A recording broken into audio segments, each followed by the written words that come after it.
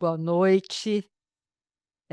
Meu nome é Thaís Gasparian, eu sou uma mulher branca, cabelos, castanhos, tenho 67 anos, estou com não sei, um blazer preto, uma camiseta branca e um colar assim, tenho uma janela e tenho uma planta, um vaso de plantas atrás de mim. Eu vou apresentar aqui, fazer a apresentação, a introdução daqui do nosso webinar de hoje, que é o Direito Eleitoral para Jornalistas 2026, e com o tema mais especificamente de Justiça Eleitoral, candidaturas e regras do jogo, se bem que a Isabel vai falar muito mais coisas sobre isso. Eu já vou apresentar as nossas, queridas Isabel e Sanara. A Sanara já está toda lindona, já passou batom de novo. E, eu só queria fazer uma pequena apresentação do Torna Voz. O Torna Voz é uma organização que, foi fundada tendo como objetivo principal a defesa da liberdade de expressão de um meio específico, por um meio específico, que é a gente custeia, a gente paga a defesa judicial de jornalistas e comunicadores quando eles forem processados, pelo exercício da liberdade de expressão.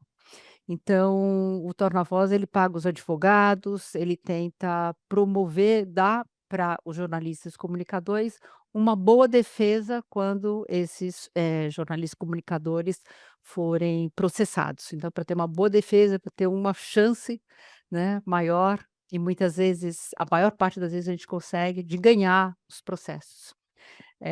Isso porque o Torna-Voz foi fundado por 5 mulheres e 5 mulheres, advogadas, né. Eu acho que todas as mulheres do Torna-Voz são advogadas, só tem uma que não advoga exatamente, e são, a Charlene Nagai, que é a nossa diretora executiva, que está aqui por trás desse webinar, que tem que estar fazendo tudo aqui do nosso webinar. A Mônica Galvão, que é advogada também, a Laura Decatz, que é advogada também, e a Clarissa Gross, que é advogada, mas é professora, da GV. Então a Clarissa ela não advoga, mas todas nós somos advogadas e trabalhamos bastante nessa área de comunicação na defesa de jornalistas de veículos de comunicação. Por isso então que a gente, teve a ideia de fundar o Torna Voz. Esses webinários, eles também são uma atividade do Torna Voz, que também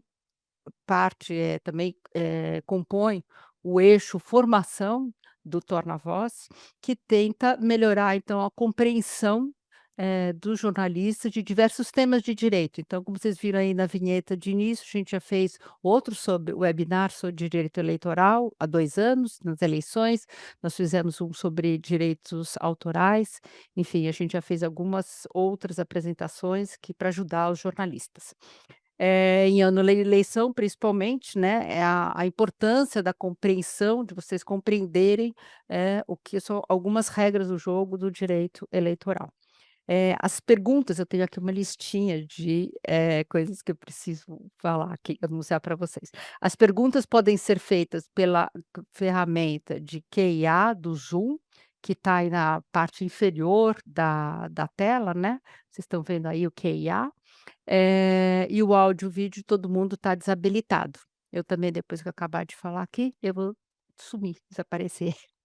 Bom, serão conferidos, a gente vai entregar certificados de participação a quem estava presente dos 2 encontros, e nós enviaremos uma lista de presença pelo chat. Então vocês não podem esquecer de preencher por meio de um formulário que será enviado no chat, vocês preenchem essa lista de presença, e daí vocês fazem a solicitação pelo e-mail seminários, com s, @tornavoz.org.br. Então eu vou repetir, você tem que fazer a solicitação para ter o certificado pelo e-mail seminarios@tornavoz.org, é só .org, não tem br. Então, tornavoz.org, acho que alguém a gente vai colocar aqui no chat também para vocês o endereço do e-mail. Então agora eu vou passar aqui para a apresentação da palestrante.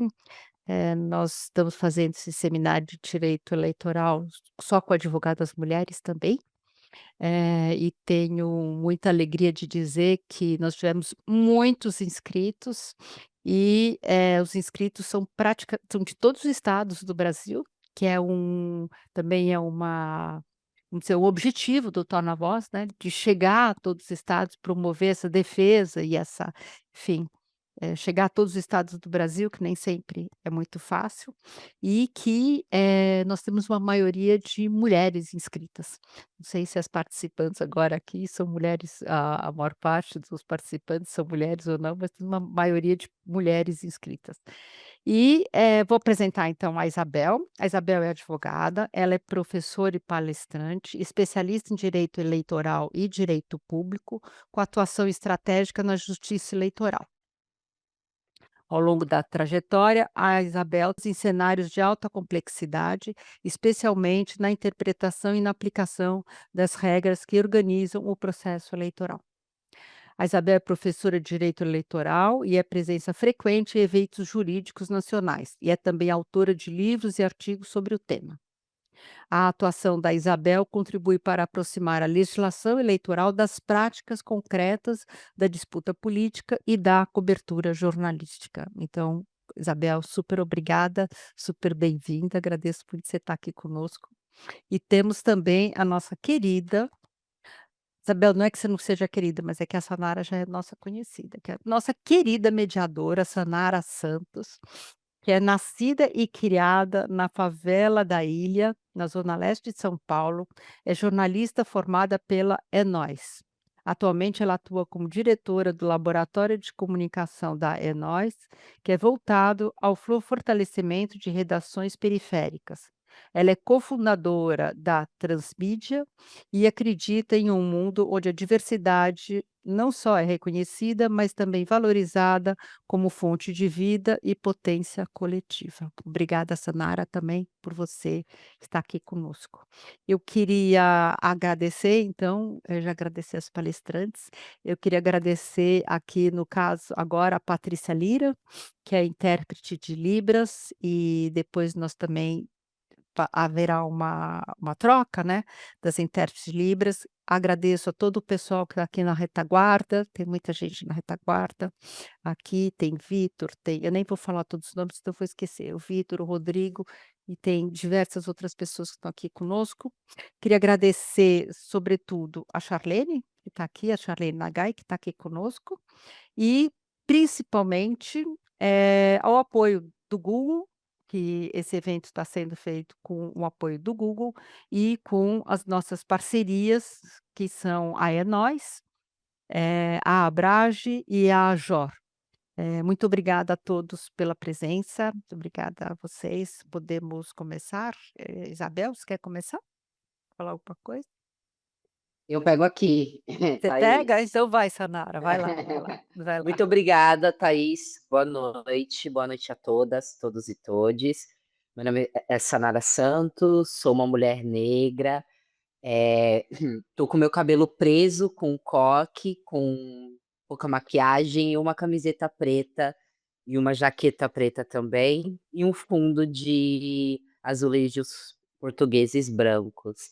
É um prazer estar aqui, a convite do Torna Voz, para poder fazer e iniciar, né, esses 2 dias de conversas que a gente vai ter sobre processo eleitoral, para nos munir enquanto comunicadores e jornalistas para essa cobertura que vem aí em 2026, que não vai ser brincadeira, né, pessoal? A gente já sabe, vão se preparando os corações, porque o babado vai ser forte. Só tirando as dúvidas que eu tô vendo que estão subindo aqui no chat, a gente vai mandar a lista lá pro final do nosso encontro, então vocês vão receber o link aí no chat do próprio Zoom, e aí vocês vão poder entrar para fazer a presença de vocês, tá bom? Sobre visualização. Provavelmente as pessoas que estão com dificuldade de visualizar, elas estão no celular sem o aplicativo, né, usando pela web mesmo. Eu aconselho a baixar o aplicativo para você melhorar a visualização ou checar se na sua tela aparece a opção de alternar visualização. Você pegar em grade, também tem essa questão do zoom aí que está atrapalhando quem não está conseguindo ver, nós 4 aqui que estamos com as telas abertas. O e-mail que a gente vai enviar também para vocês, ele vai ser disponibilizado para quem tiver vontade de pegar o certificado, para quem aí está cursando jornalismo, porque eu vi lá no WhatsApp que tinha uma galera que estava cursando e queria se inscrever. Para quem quer certificado, porque um certificado a mais nunca é ruim, vai poder solicitar esse certificado pelo e-mail que vai ser disponibilizado. O que precisa ter? A presença nesses 2 encontros, né, gente? São dois encontros aí de 1h30, 1h40. Dá pra gente aguentar, vai ser transformador pra gente melhorar a nossa forma de cobrir as eleições. Então espero que todos participem aí desses 2 encontros que vão ser muito bons. Isso, se você arrastar para o lado no celular, você consegue mudar a forma de visualização. E aí, para começar nosso encontro, eu trouxe aqui uma dinâmica, porque eu quero que vocês interajam comigo aqui no chat, porque não é porque vocês estão, né, gente, com a tela fechada e sem microfone que a gente não pode fazer outras formas de interação. Massa, ó, a Ana falou que conseguiu baixar o Zoom e tá vendo nas 4, então aí é uma opção super viável. Vou pedir para o Rodrigo compartilhar a tela para a gente ver aqui a nossa dinâmica e vou pedir para que vocês interajam comigo no chat. A nossa dinâmica, ela é uma dinâmica para treinar o nosso olhar jornalístico, né? Eu sempre brinco que para ser jornalista a gente põe um óculos do jornalismo e consegue, né, e começa a enxergar o mundo como fonte de pauta. Então, eu vou trazer aqui essa dinâmica do que o jornalista precisa observar aqui. Vai ser uma frase de uma situação, problema, e a ideia é que vocês coloquem no chat o que vocês iriam fazer, né, de acordo com a pergunta ali que eu vou mandar logo depois. Vamos tentar a primeira vez aqui para ver?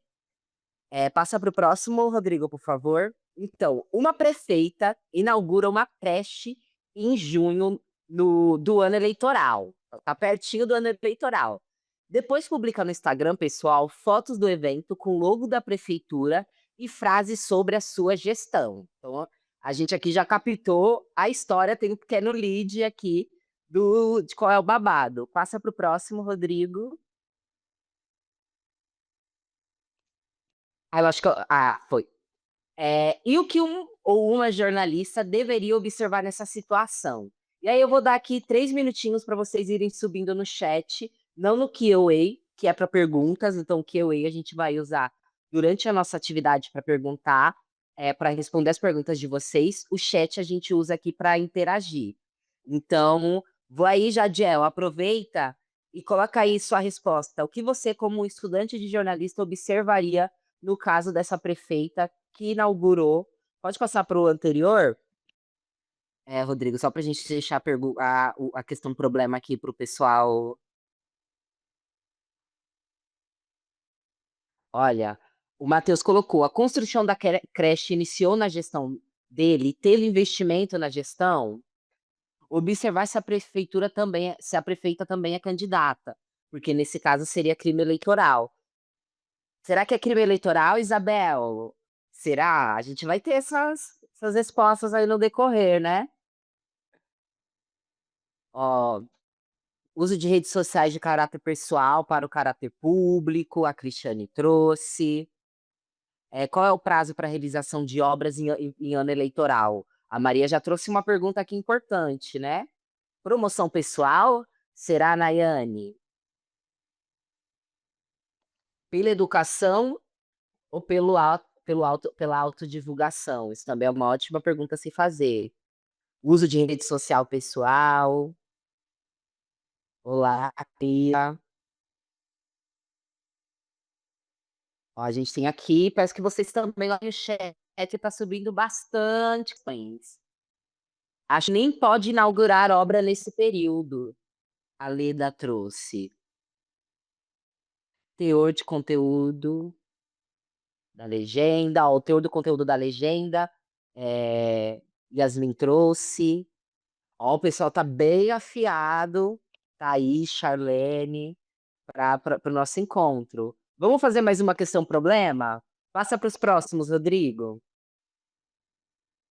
Tô gostando. Essa é bem curtinha, ó. O TSE determina a remoção de um vídeo considerado desinformativo. O que que a gente vai fazer enquanto jornalista? Pode passar para o próximo, que tem a pergunta. Qual deve ser o papel do jornalista diante disso? Qual é o nosso papel quando o candidato que está com destaque tem o vídeo removido por desinformação? O que vocês acham que a gente deve ou não deve fazer também, né? Que é uma ótima pergunta.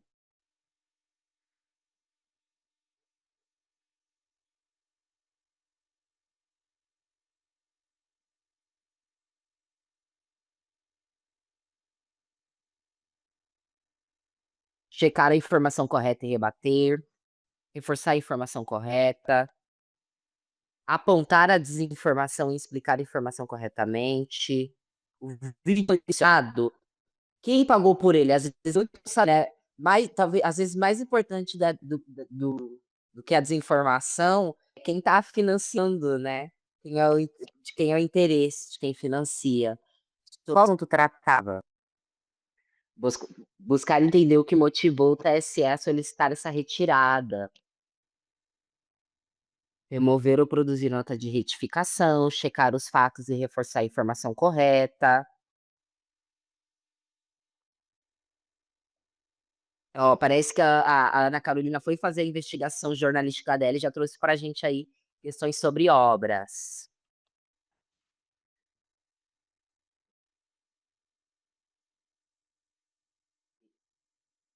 Vamos passar para o próximo? Acho que tem uma última aqui para a gente passar para Isabel ajudar a gente a encontrar as respostas ou pelo menos os caminhos, né, Isabel? Porque algumas coisas não, né, não tá somente na esfera do certo ou errado, tem um depende.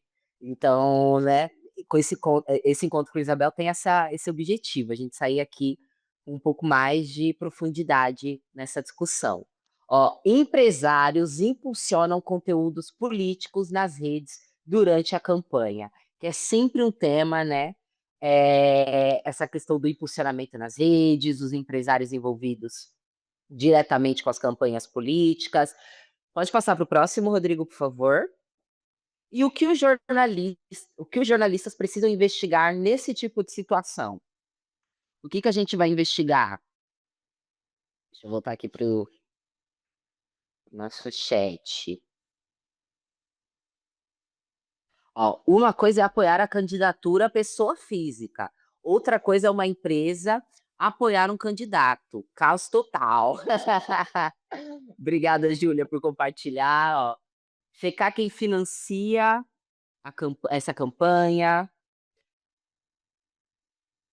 qual a ligação desse empresário com essa campanha, apurar quais interesses eles têm defendendo esses políticos em específico, apurar e informar apontando impedimentos da legislação. Quem se beneficia, de onde vem o recurso, quais empresários, eles estão ligados a esquema de corrupção, por exemplo. Fazer uma investigação do que os empresários ganhariam com isso. Também é uma ótima pergunta, né? Um ótimo caminho. O histórico da relação também é importante. Puxar a capivara. O Alessandro é dos meus, ele já vai ali, ó. Puxar a capivara. Bom, pessoal, Rodrigo, muito obrigada por compartilhar. Acho que a gente pode voltar aqui. Esse foi mais um esquenta para a gente pegar um pouco aí como que vocês estão, se estão mais afiados, menos afiados para essas eleições, e também para abrir caminhos para Isabel, que é referência, né, em direito eleitoral. Eu estava vendo o Instagram mais cedo, Isabel, e aí tinha um comentário assim falando, não tem como esse webinar estar errado. Isabel é a maior na discussão sobre direito eleitoral. Então, A gente tá aqui com a maior, gente. O Tornar Voz só oferece a nata pra gente. Então, para começar o nosso encontro, eu vou convidar a Isabel para vir compartilhar sua experiência.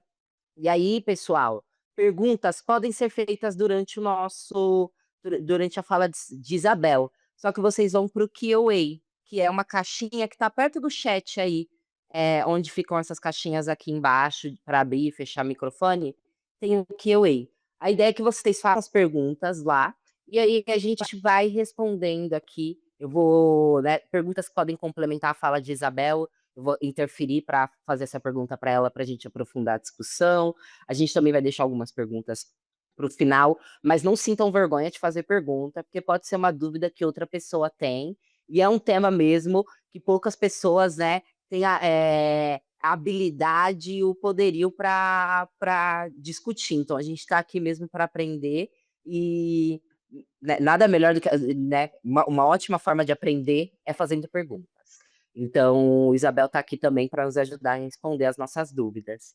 Isabel, muito obrigada pela sua generosidade de estar aqui com a gente nessa noite. Seja bem-vinda a esse espaço. E agora eu vou deixar o microfone com você e vai estar disponível sim. A gente vai ter disponível essa aula incrível para ser assistida depois. Então, mas fiquem aqui com a gente, né? Não percam o ao vivo com Isabel. Isabel, muito obrigada e o espaço é seu. Primeiro de tudo, boa noite, né, meu nome é Isabel Mota, sou advogada, sou especialista em direito eleitoral, sou do estado do Ceará, estou falando aqui de Fortaleza. Agradeço a oportunidade e o convite do Torna Voz, é minha primeira participação, eu espero que de muitas. Então eu sou uma mulher nordestina, negra, cabelos alisados na altura dos ombros, tenho olhos castanhos, estou vestindo um vestido vermelho e um casaqueto preto, falo de frente para a tela, atrás de mim, estou no meu escritório ainda uma hora dessa só para falar para vocês, então tem uns livros e tem aqui a parede aqui de madeira aqui atrás. Então, gente, primeiro de tudo olha aí, a Leda também é do Ceará, mas mora em Quixeramobim. Eita.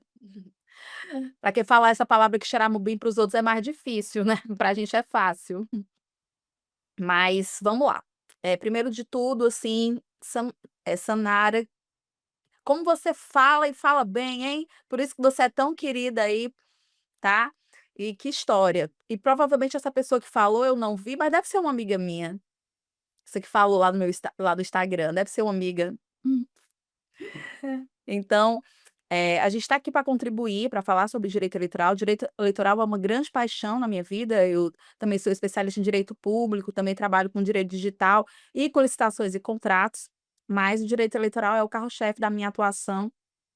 E eu realmente, gosto de estar num evento como esse, que é um evento diferenciado para a gente. Eu estou vendo 259 participantes, e quando a Sanara falou assim: "Não tenho vergonha", eu nunca vi jornalista com vergonha, nunca. Desde o começo da minha atuação como advogada, já faz muito tempo, eu acabei esquecendo de dizer minha idade, sabe por quê? Porque eu não gosto de dizer a idade, mas eu já tenho mais de 40. Então eu tenho mais de 20 anos de atuação perante a Justiça Eleitoral do meu estado, já atuei em alguns outros estados e também perante o TSE. Então, foi bom esse esquenta para a gente ter, assim, um turbilhão de informações, porque primeiro de tudo, o que é a Justiça Eleitoral? A Justiça Eleitoral ela é praticamente uma, situação só brasileira, porque a Justiça Eleitoral com o formato que a gente tem, um órgão de justiça dedicado a fazer a elaboração dos critérios para organizar o cadastro eleitoral, para organizar o pleito e ainda para analisar a legalidade e a legitimidade da obtenção dos mandatos e fazer a apuração dos resultados, só tem no Brasil mesmo um órgão com toda essa especificidade e com toda essa arquitetura, tá? Há quem diga que a justiça eleitoral não é necessária, mas toda vez que eu vejo um país que não tem uma estrutura mesmo, como a justiça, eu vejo que uma hora se arrepende. Não necessariamente cria, mas eu recebo muitos relatos de muitos amigos que moram em outros lugares, que são de outros lugares, que acham interessante a estrutura da justiça eleitoral brasileira e gostariam de ter um órgão de justiça tão empenhado em tantas funções complementares como é o caso da justiça eleitoral. A justiça eleitoral, ela está definida lá a sua organização na Constituição Federal. A gente tem perante os municípios, a gente tem as zonas eleitorais. Não necessariamente a gente tem uma zona eleitoral por município, porque muitas vezes a gente tem, eh, 2 ou 3 municípios, que compõem uma mesma zona eleitoral. Normalmente as capitais têm mais de uma zona, e aí nas capitais a gente faz uma subdivisão, quando vai ter eleição, zona tal vai ficar responsável pela propaganda, zona tal pelo registro de candidatura, zona tal pela prestação de contas e assim vai. Quando só tem uma zona, é o equipe, entendeu? Aquela zona que vai fazer de tudo, vai, receber ali ainda tem gente que fica perguntando assim: "O que que a justiça eleitoral faz quando não é ano eleitoral?" Um monte de coisa. Julga os processos decorrentes, né, aqueles processos que restaram do ano eleitoral, organiza o próximo pleito e, principalmente, organiza a vida partidária e o cadastro eleitoral, porque agora, 6 de maio, foi o último dia para a regularização do cadastro eleitoral, mas antes disso, as pessoas estão indo para a justiça eleitoral, estão organizando a sua vida eleitoral. Então é assim nos municípios. Nos estados, a gente tem um TRE por estado, inclusive no DF. Então a gente tem um TRE. Isabel, Oi, oi. perdão, você quer que compartilhe já a sua apresentação? É, pode ser. Já me ajuda. Perdão, é porque eu vi que começou, e aí checar se a gente já pode também colocar a apresentação. Lógico que eu posso compartilhar meu contato, se preocupa não. Pode passar, Rodrigo. Eu vou voltar aqui só para esse meu primeiro slide, porque eu acho que é legal falar sobre isso, certo? Eh Eu vou logo aqui para as perguntas. A justiça eleitoral protege ou restringe a liberdade de expressão? São provocações que a gente vai conversar aqui no meio da minha apresentação. Quem pode ser candidato e quem decide isso? Combate ao abuso de poder garante igualdade ou lhe silencia adversários? São coisas que a gente pode discutir. Pode passar, Rodrigo. Então, a gente tem aqui a estrutura que eu estava falando, da justiça eleitoral, né? A gente tem em nível nacional, a gente tem o TSE. Esse TSE que é o tempo todo as pessoas estão de olho nele, antes era só a gente, mas o TSE hoje é famoso. Então a gente tem lá a composição do TSE, a gente tem ministros do Superior Tribunal de Justiça, ministros que são também do Supremo, e também a gente tem lá a presença de 2 juristas que são formados numa lista tríplice e são nomeados pelo, eh, presidente da república. Por exemplo, vou dar um exemplo, a gente teve, eh eh, a indicação e posse da ministra Estela Aranha, foi minha professora inclusive, hoje é ministra lá no TSE, ainda bem, porque senão ia ficar sem mulher. Então e aí a gente tem também os TRS, como eu estava dizendo, que são 3, a gente tem 2 desembargadores estaduais, 2 juízes, 2 advogados e um membro da Justiça Federal, tá, essa é a composição dos TRS nos estados. A Justiça Eleitoral tem um órgão muito importante que é a Corregedoria. Quem exerce a função de corregedor no TSE é um ministro do STJ. Então, a gente tem lá o corregedor e nas eleições ele vai ter um papel fundamental, porque as representações com habilidade para caçar mandato são distribuídas para ele, tá. Um outro ponto importante, e aí vocês já foram falando aqui nas provocações aqui da Sanara, olha, tenho que dizer que quem fez essa dinâmica foi a Sanara, viu, fui eu não, eu tô só me aproveitando aqui, tá. Que são as condutas vedadas e os abusos de poder. As condutas vedadas, elas estão definidas no artigo 73 a 78 da Lei 9.504, e elas são uma tentativa do legislador de dar aquela equilibrada no jogo. Por quê? Porque quando a gente teve a emenda da reeleição, e quem é antigo vai lembrar, mas quem não é nem vai saber, quando a gente teve a emenda da reeleição, a gente ficou numa preocupação muito grande, porque as pessoas iam disputar a reeleição estando no mandato, porque não havia a necessidade do que a gente chama de desincompatibilização. E o que é isso? Por exemplo, o atual presidente da República, autoproclamado pré-candidato, vai poder se candidatar, se assim o fizer mesmo, sem precisar sair do cargo de presidente da república. Então ele vai estar no comando da máquina pública e, ao mesmo tempo, candidato. Então, precisava de um equilíbrio nesse jogo, e aí surgiram as condutas vedadas, que é um conjunto de comportamentos que são vedados para tentar dar maior equilíbrio entre quem está disputando à frente da máquina e quem não está. Mas eu já digo para vocês uma coisa: sempre alguém vai ter interesse. Então, mesmo que eu não esteja, no exercício do mandato à frente de uma máquina administrativa, eu terei interesse, ou seja, eu vou apoiar alguém. Então eu posso também, independentemente de ser mandatário ou mandatária, estar, usando ou abusando dessa máquina administrativa em prol de um, apoiador meu, aliás, de um apoiado meu. Ah. Então, assim também em relação ao abuso de poder. O abuso de poder político, que é aquele quando você utiliza a máquina administrativa em favor de uma candidatura, seja sua ou seja de alguém que é apoiado por você, né. Então, existe também aqui uma questão importante, que são o abuso dos meios de comunicação social, certo? Olha, os meios de comunicação de massa, como a gente entendia tradicionalmente, era rádio e TV. Depois que a internet surgiu, aí a gente ficou muito mais preocupado, porque é uma comunicação mais difusa, e você tem que ter uma preocupação muito grande em saber os limites da própria legislação para atuar sobre esse meio de comunicação. Por quê? Quando é rádio e TV é mais fácil.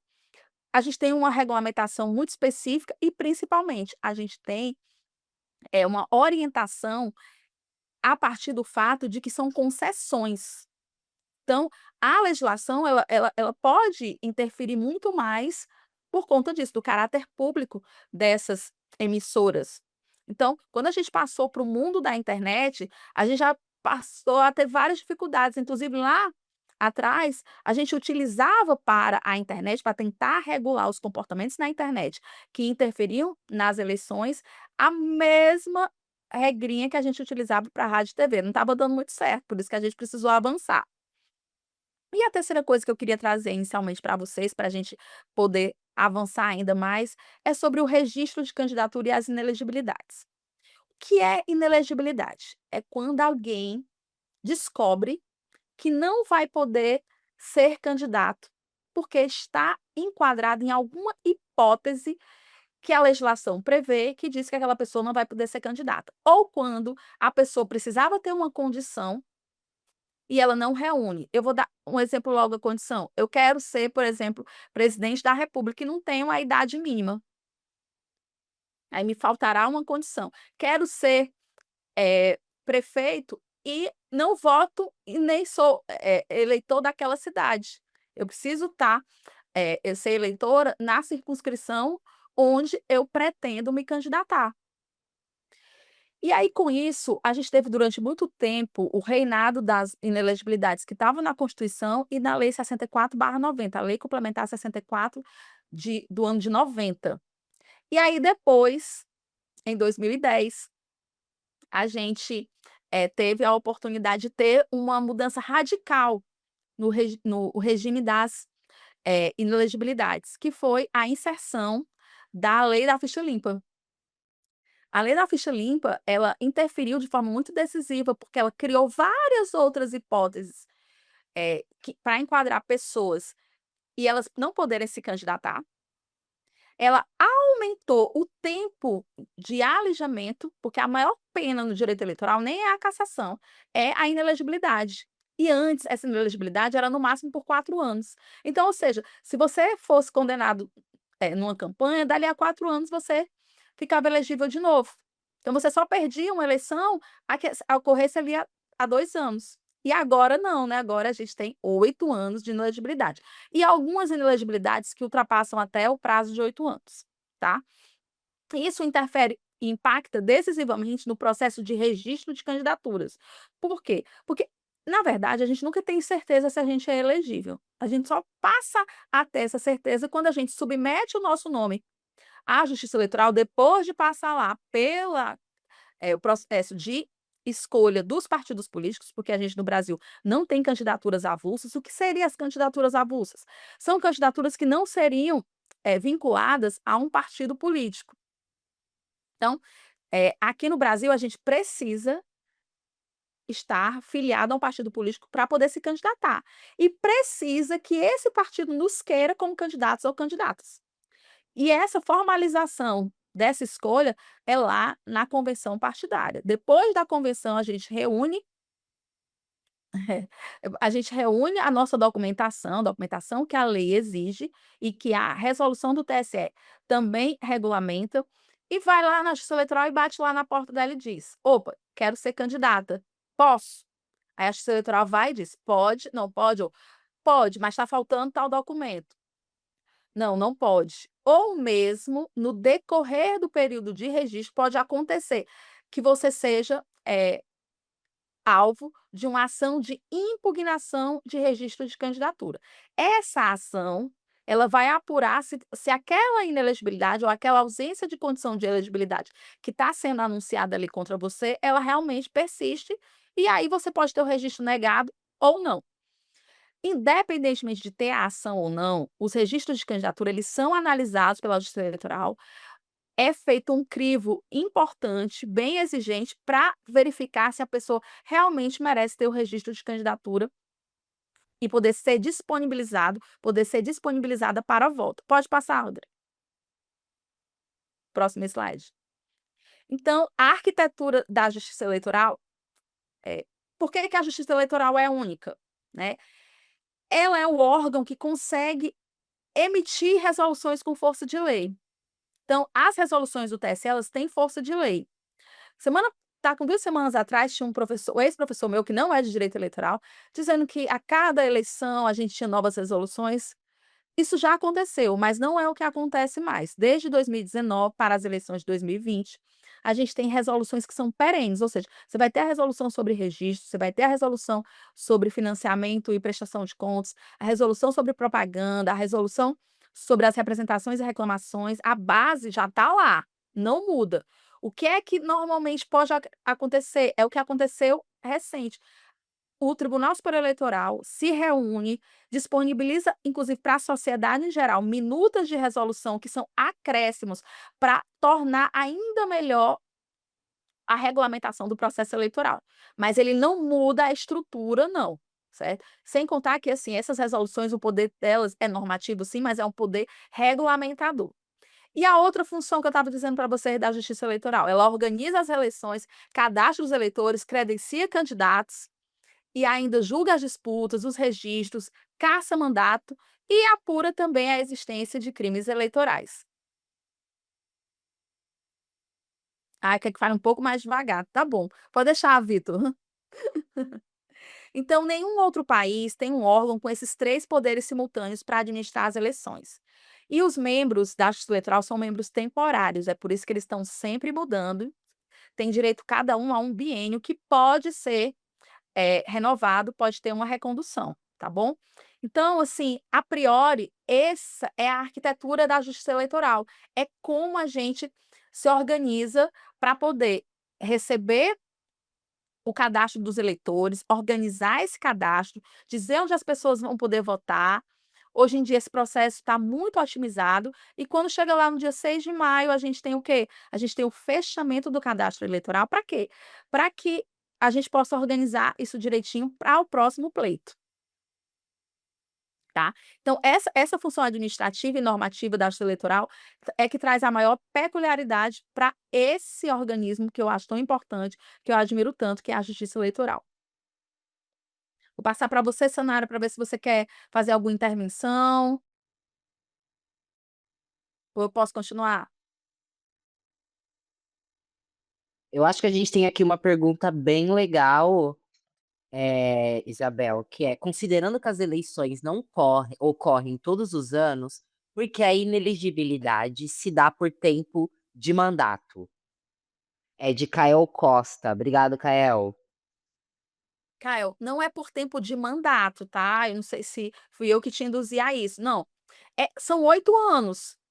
Aí, ou seja, é a partir da eleição em que se deu o ilícito, e aí, como são 8 anos, em regra, vai pegar os 2 próximos ciclos eleitorais. Aliás, mais que 2, né? Porque como a eleição é a cada 2 anos, vai pegar 4 ciclos eleitorais, considerando a eleição de 2 em 2 anos, tá? Mas a pena de inelegibilidade, ela não foi pensada no sentido de alijar por eleições, mas pelo prazo de 8 anos. E também para impedir, e isso foi pensado sim pelo legislador lá, quando fez essa alteração lá em 2010, é que não acontecesse da pessoa ser cassado aqui ou ter a inelegibilidade decretada nas eleições de 2022 e em 2026 ela já está livre para disputar outro mandato, para o mesmo tipo de eleição, que seria o caso de eleições gerais, e isso acontecia antes. Antes da lei, da ficha limpa, isso acontecia, era corriqueiro. E aí tornava essa punição com pouca efetividade.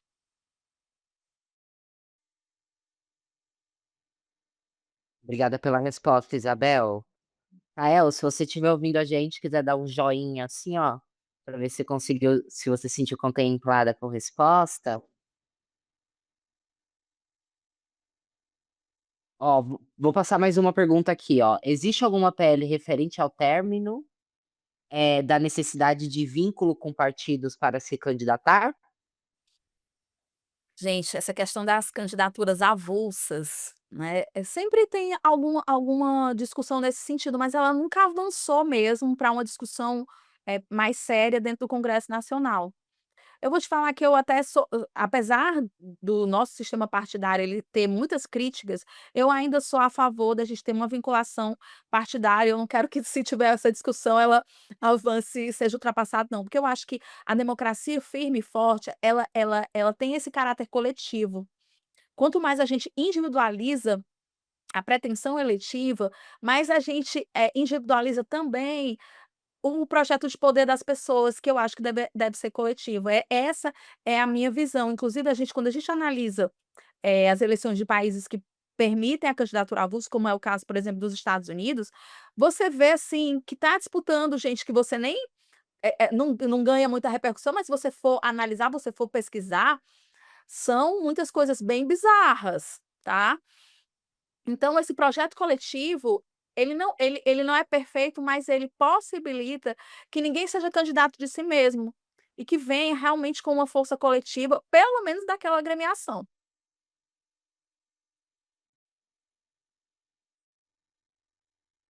Obrigada, Isabel. Vou jogar mais uma aqui, e aí eu acho que a gente pode seguir com a nossa apresentação. O Geraldo Agosti dita assim: Isabel, explica para os jornalistas o fato superveniente para a ineligibilidade após o registro antes das eleições. O Geraldo quase que me pega aqui no trava-línguas. Geraldo, tu quer me pegar, criatura? Olha, gente, o Geraldo é um professor, é um querido, certo? É uma pessoa maravilhosa, tá? Então, assim, eu fico muito feliz de estar sendo contemplada aqui com a audiência dele, viu, Sanara? Tá? É um colega, advogado, professor, de São Paulo. Então, assim, a inelegibilidade, o fato superveniente, certo? Quando a gente vai disputar a eleição, a gente pensa assim: tudo que puder ser avaliado sobre a minha elegibilidade vai ser avaliado agora na hora do registro. Quando eu conseguir a decisão com o registro, pronto, tô tá tudo certo. Fato superveniente, Maria Luísa. Então, tá tudo certo, agora pronto, agora eu posso fazer o que eu quiser, eu já tenho o registro de candidatura. Não é bem assim. Por quê? Porque pode existir um fato que venha depois dessa apreciação judicial e que ele ainda vai ter a oportunidade de, depois da eleição, ele ser alegado e você ter a sua elegibilidade questionada e até configurada a sua inelegibilidade. Então, quando acontece um fato com habilidade para demonstrar que você deixou de ser elegível depois de ter sido apreciado, esse fato precisa ser um fato que ocorreu depois. Por isso que esse caráter superveniente. Então, tem que ser uma situação que foi constituída depois. Ou pode ter sido até uma situação que tenha se constituído antes, desde que seja uma das hipóteses definidas constitucionalmente, tá? E aí, se for de índole constitucional, ou seja, um critério que você tem que ter para ser elegível, que estava na Constituição e não foi questionado antes do seu requerimento de registro ou no processamento dele, ainda é possível através de um recurso, que é um recurso, mas que é uma ação, que é o recurso contra a expedição de diploma. Então, em síntese, é mais ou menos o seguinte: quero ser candidata, peço o meu registro, a Justiça Eleitoral me concede. Estou garantida? Não. Pode ser que exista um fato entre a apreciação do meu registro e a eleição, um fato que se constitua depois, que me retire a elegibilidade e ele ainda poderá ser apreciado. Aqui eu estou vendo a Gabriela dizendo aqui que viu acontecer. Isso é um fato que se constitui depois, ou é uma circunstância, uma condição de elegibilidade que precisava ter sido vista antes, mas que é uma das que está definida lá na Constituição. Então, o fato superveniente que foi o Geraldo perguntou é esse, é o que se constitui depois. E aí você era elegível e você fica inelegível. Se alguém questionar esse fato, levar à justiça e você tiver, depois do contraditório, da ampla defesa, não conseguir demonstrar que aquele fato não se enquadra em nenhuma hipótese de inelegibilidade superveniente. Era isso. Eu espero ter contemplado a todos e principalmente ao querido Geraldo. Muito obrigada, Isabel. Uma última pergunta é: tem um número limite de coligações, que podem existir? Não, não existe um número limite de coligações, mas a gente está caminhando. Primeiro a gente precisa fazer o seguinte divisor aqui: a gente não tem mais coligação para proporcionais, para os cargos proporcionais. Quem são os cargos proporcionais? São os vereadores, são os deputados estaduais, os deputados federais. Esses são os cargos proporcionais, ou seja, diferente dos majoritários, em que só pode haver um presidente da República, só pode haver um governador, só pode haver um senador, apesar de estar lá no Congresso, né? Então, para os cargos proporcionais, não existe mais coligação, essas coligações foram, extintas. Agora a gente só tem coligação para os cargos majoritários.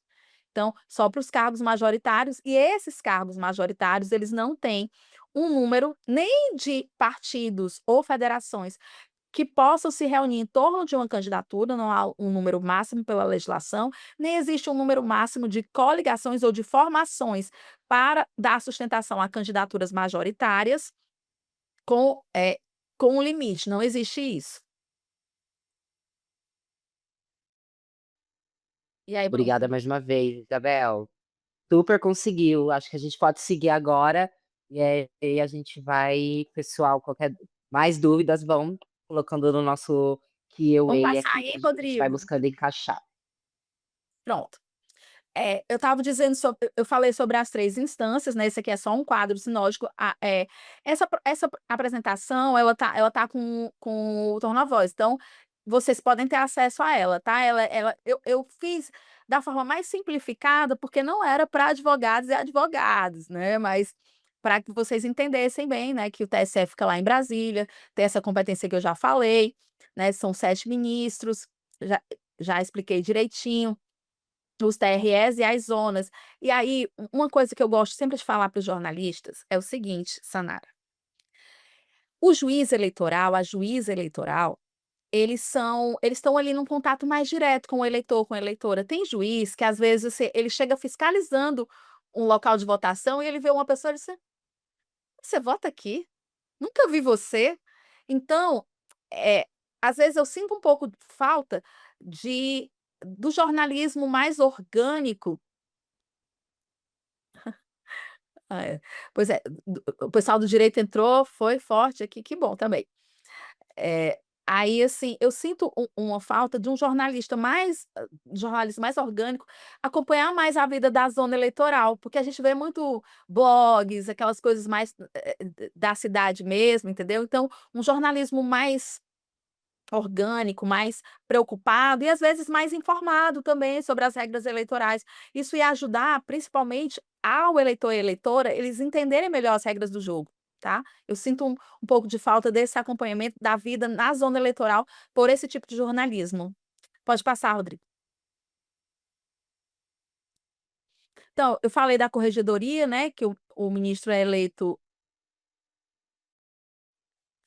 Pois é, né, ia ser incrível, né, Sinara. Então, o ministro eleito, bienalmente, coordena as investigações nacionais, pode instaurar procedimentos de ofício ou por provocação.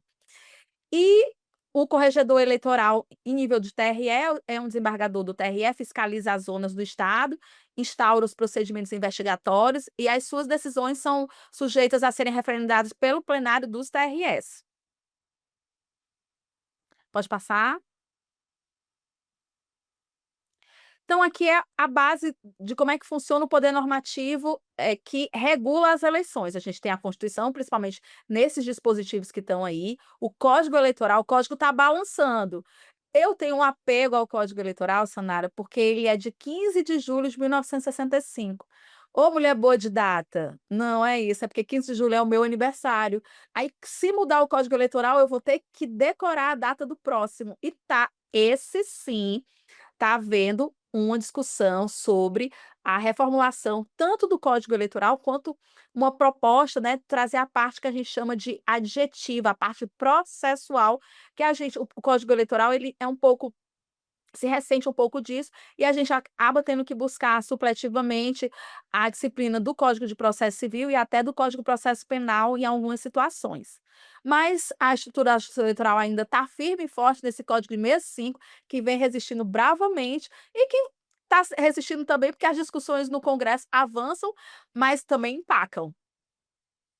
E a lei das eleições, eu também tenho um xodó pela lei 9.504/97, porque essa lei, ela trouxe tudo bem que eu não fiz eleição antes de 97, mas antes dela, a gente tinha uma lei para cada eleição, e ela veio inaugurar uma estabilidade maior na normativa eleitoral. Então, ela fala das regras da disputa, fala principalmente sobre propaganda, trouxe lá as condutas vedadas aos agentes públicos em campanhas eleitorais, que é aquilo que eu falei para vocês, que é uma tentativa de dar um equilíbrio maior depois da questão da emenda da reeleição, sem necessidade de desincompatibilização.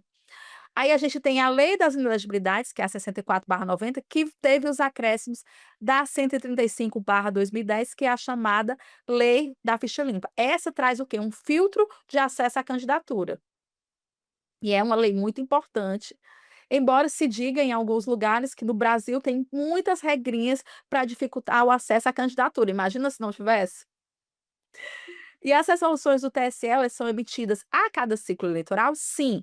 Ele pode emitir a cada ciclo eleitoral, mas como eu disse para vocês, a gente desde 2019, a gente tem, eh, o TSE fez isso: "Olha, já que a gente sempre vai ter uma resolução sobre registro, não vamos mudar tudo não, vamos manter a resolução e vamos, alterar só mesmo aquilo que for indispensável. Apareceu uma circunstância aqui, a gente precisa regular melhor, e aí a gente vai e altera, e aí vem uma resolução nova só para aderir àquele texto, né, de forma compilada. Isso é importante porque, o direito eleitoral ele é casuísta e tem que ser.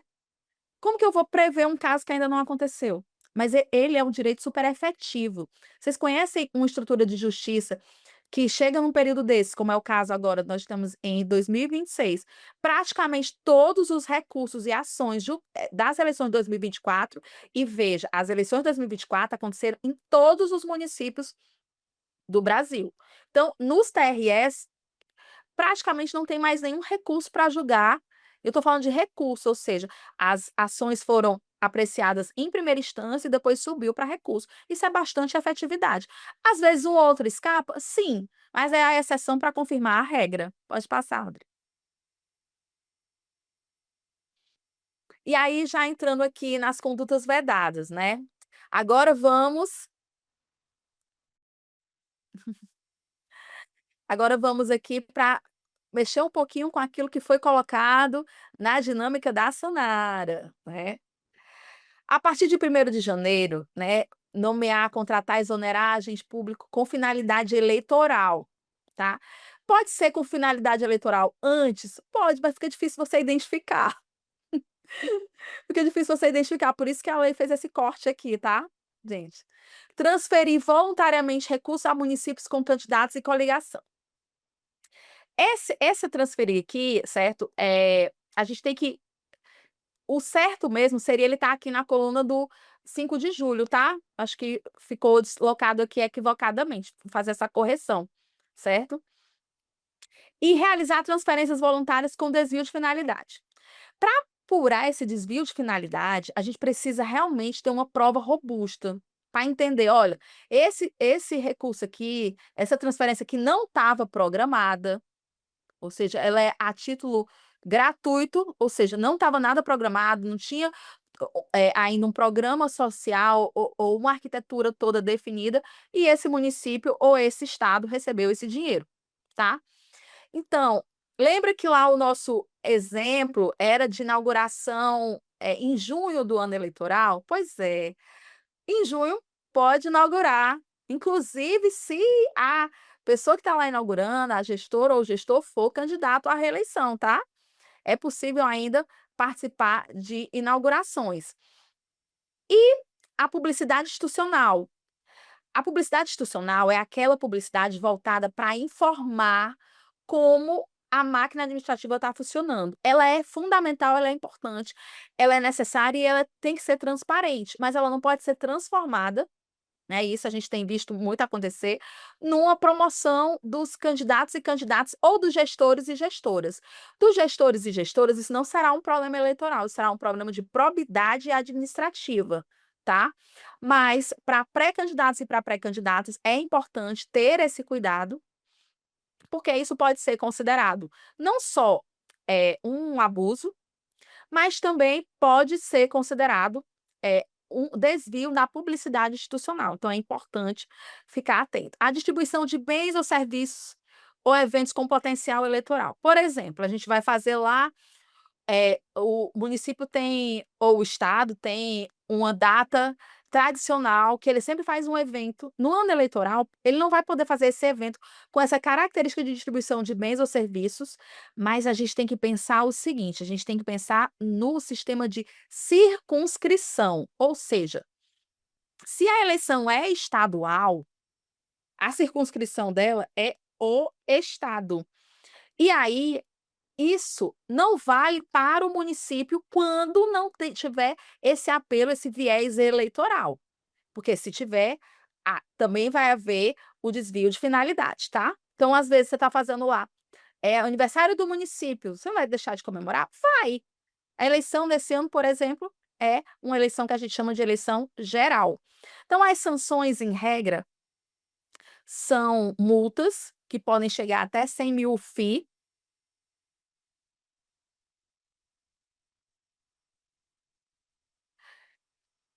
Na verdade, não é o candidato, vou logo responder aqui, viu, Sanara?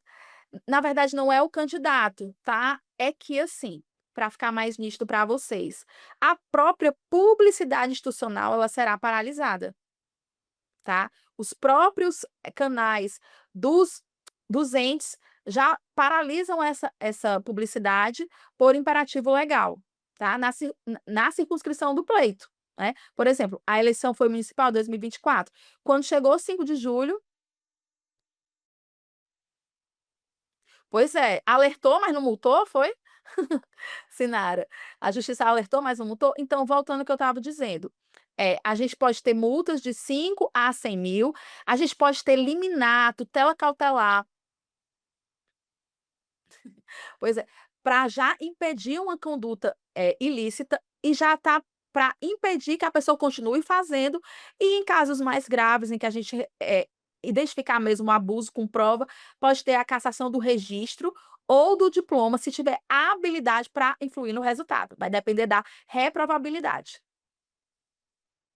Pois é, exatamente, tem que cuidar dos perfis, os entes públicos têm que cuidar dos perfis para a partir de 5 de julho eles serem desativados. Aí, um jornalista pode me perguntar, e ainda não me perguntou aqui ninguém, viu, Sanara? E aí se a gente tiver uma coisa muito importante para repassar para as pessoas, como é que a gente faz? A gente não faz, a gente tem o mecanismo de em campanhas, por exemplo, a campanha de vacinação, a gente pega, monta a campanha todinha, submete ao órgão da Justiça Eleitoral responsável pela corregedoria do pleito, e ele vai aferir se aquela campanha é indispensável mesmo, e se da forma como ela foi colocada, ela tem o objetivo mesmo de levar as pessoas a fazerem aquela conduta ou serem comunicadas daquele ato naquele momento e seria indispensável, tá. Então a gente tem que fazer esse dever de casa aí. E aí o caso para debate eu não vou nem falar, porque a Sanara já pegou, já puxou lá para dinâmica dela. Pode passar.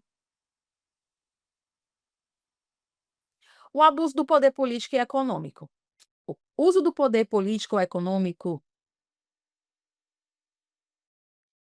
Sim, sim, Josinete, a gente a gente teve a eleição da pandemia, e a gente teve que fazer vários exercícios naquele momento. O maior exercício foi mudar a data das eleições.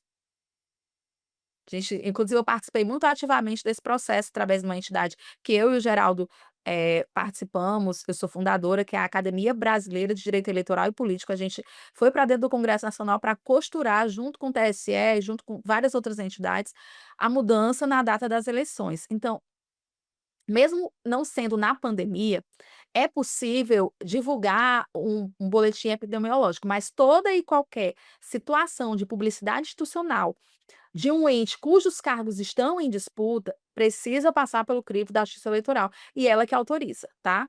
Às vezes você quer fazer uma campanha que pode fazer em outro momento. Eu não consegui pegar a pergunta anterior aí, mas a Sanara vai pegar, porque ela é mais rápida do que eu. Que era sobre as redes sociais, tá, mas está aqui no chat. E aí, então, a gente tem que ter o cuidado com o uso do poder político e com o uso do poder econômico, porque ele, de forma grave, ilícita e apta a comprometer a igualdade de chance entre candidatos e candidatas, não precisa dizer que efetivamente uma pessoa ganhou a eleição por causa do abuso do poder.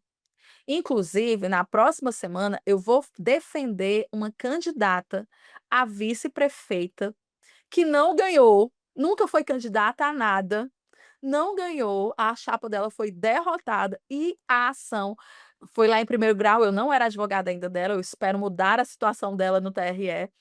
Ela foi condenada a uma pena de inelegibilidade de 8 anos, porque foi considerado que essa chapa teria sido beneficiária do uso do poder político. Então, por isso que é importante, independentemente de gerar resultado, basta ter o quê? A aptidão, aquela ação ser grave o suficiente para comprometer o equilíbrio de oportunidades, porque o fim último de todo esse arcabouço legislativo é que as pessoas tenham minimamente as mesmas condições de disputa. Isso vai dar certo mesmo? Ser igual, igual, igual? Não.